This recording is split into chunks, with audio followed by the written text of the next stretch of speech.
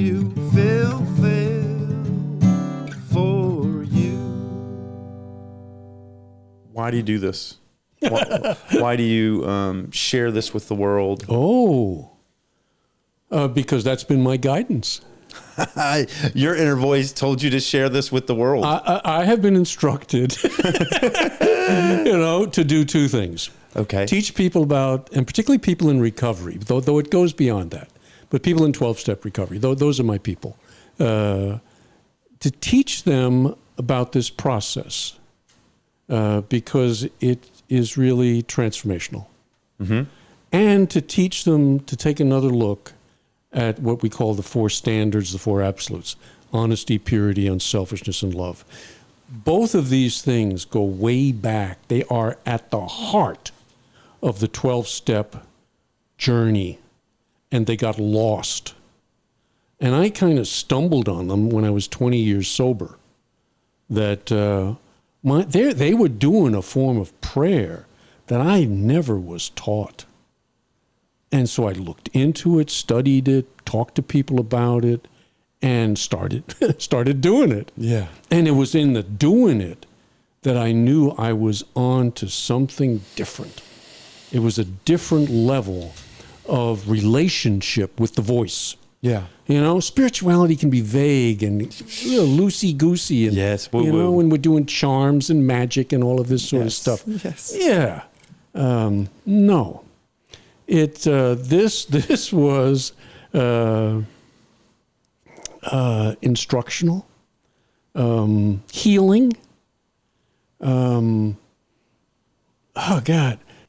It brought my recovery program to a totally different level. It guided me then through many, many decisions that I had to make. One of them was becoming a priest, that was not on my agenda. Really? Oh, no. No, I had kind of tried that. Religion, had my questions about it, kind of walked away from it, did the loosey-goosey spirituality stuff. I was cool with that. Religion, not so much. And I had to then go back and sort out, is there something that religion has to offer? And different religions, too. It's not just one. And it's usually the mystics. It's usually the people who are on the edge of the religious traditions of all of the different faiths, who are onto something, But then the vast majority were into rules, regulations, dogma, and that just wasn't working for me. Yeah, you followed belief. The difference between belief and faith, totally different. Belief and faith, yeah. Yeah. Belief is this dogma, and faith is this guidance. Guidance. The trust in self. A better word for faith. Every time you see the word faith, trust.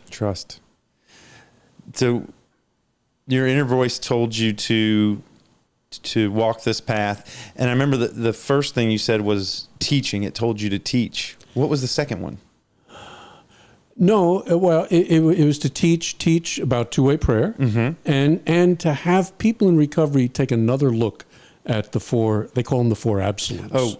Oh, the four absolutes. Those four things. Four absolutes. That was honesty, purity, unselfishness, and love. The four absolutes. Yeah. People get real scared when they hear purity. They do. It's been my experience. Yeah. Are we talking about sex here? Well, yes, we are. Yeah. But we're talking about a heck of a lot more than that, too. Yeah. Talking about purity of mind, purity of body, purity of the spirit, purity of the heart. Yeah. Is there contamination? Well, that's what really helps with, kind of getting your question, because you're going to find contamination. Yeah. I never sit down in the morning, I ain't contaminated with something. When you say contamination, it's something getting in the way. Some resistance to that clarity of that voice. No, or something divergence from that voice. That's something that had you turning away from seeking the voice. Didn't want to hear the voice. Yeah. I want to hold on to this. This is mine. Yeah. This is me. And that's egotism asserting itself. Yeah. Wanting to, Yeah, ego wanting wants to be God in some way, shape, or form, instead of seeking God instead of seeking God. and being inspired or guided. What was Dylan? You got to serve somebody. You know, who's it going to be? Bob Dylan. Yeah.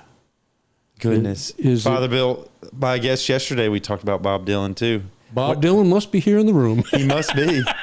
Hello, Bobby. I'm in the right place. I'll tell you that I'm in the right place right here, right now.